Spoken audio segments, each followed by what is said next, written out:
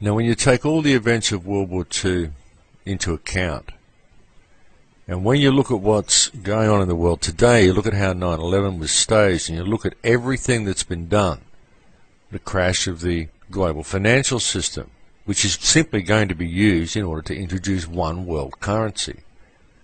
You look at the fact that Obama being given the Nobel Peace Prize, just as he is increasing the war in the Middle East, puts a human face on the war. It turns a war of aggression into a humanitarian operation. Obama has just been made head of the UN Security Council. So now he is able to use the combined armies of America and most of the other members of the Security Council in order to wage war upon every country that doesn't have a central bank. This is honestly how it's being done, folks, and we are weeks away from seeing the New World Order as an operational thing. If Obama signs the Copenhagen Treaty in December, he will be effectively signing away America and proclaiming the birth of the New World Order. The Copenhagen Treaty will supersede the US Constitution.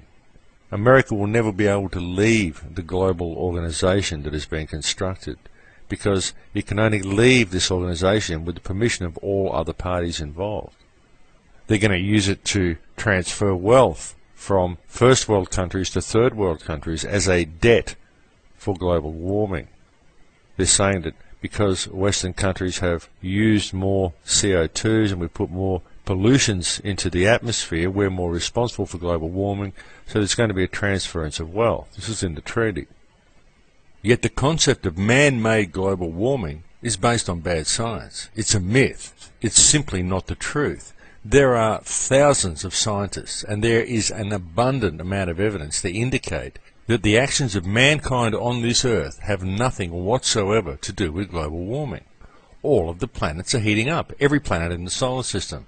I guarantee you, folks, that it is not our use of CFCs that is melting the polar ice caps on Mars. What we are seeing with global warming, with all the hype and fear about global warming, is exactly the plan that was outlined in the Iron Mountain report, where they said that they would use an environmental disaster as means of controlling the population and introducing a set agenda. Just Google Iron Mountain report, my friends. The whole plan was laid out way back, at least 20 or 30 years ago. They've had this plan for a very long time. There's no need for any wealth to be transferred from Western countries. What is needed is to simply allow these countries to flourish the way they once had before they were raped by the banks. You see how they've done it, folks. The banks have gone in and raped all of these countries. Now they're blaming you for that, and they're going to take half of your wealth and they're going to give it to these countries in order to get them on their feet. But they're not really getting them on their feet. What they're doing is they're putting them into a position where everybody has a job and all this sort of stuff. But these countries got on fine for thousands of years and nobody had a job. They all lived on the land. They got along fine. So what they're doing is they are getting all of these countries working on the treadmill to exploit the planet's resources so that everybody can buy the latest gadgets and all of them can pay tax to the Rothschild family. All of them can be run from central banks. They do all of this stuff, folks. They reduce people to the rate of subservient nothings, and then they offer them employment in return. Look what they did with the women's liberation movement. They took away all the rights of women. They reduced women to the state where they were just subservient nothings. And then they offered them the choice of equal rights and equal employment, and made people think that it was attractive to be successful in the business world. That was what true success was. I personally think that just being a woman is a successful occupation.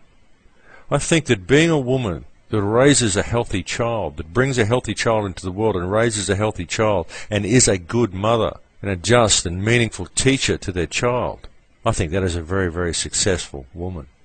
But no, the system didn't allow that to be perpetuated. The system reduced women to the state where they had no rights.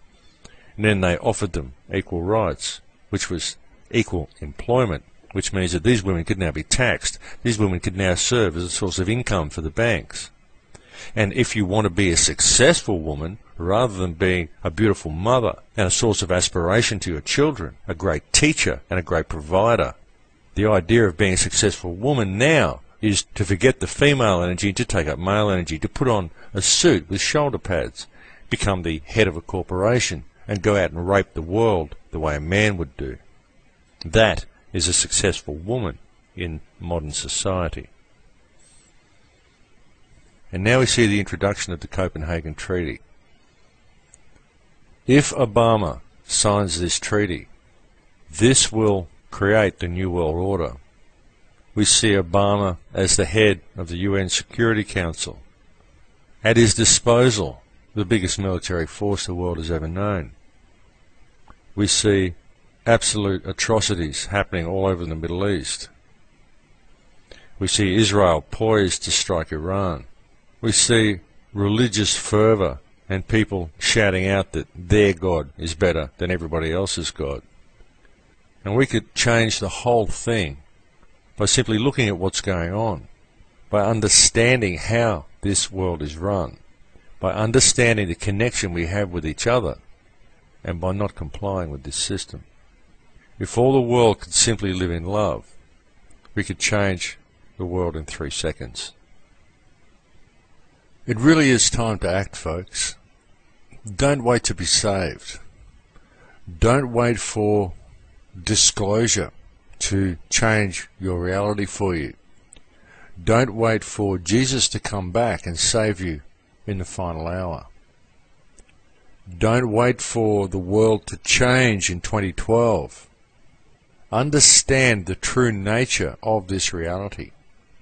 Understand your connection to other people, that all of the conflicts, all of the dependence upon money, all of the tools that are used to create division, the social status and race and politics and everything that are designed to create division between you and your neighbours, understand that it's all illusion, that you can shape reality by changing your emotional centre and embrace those around you.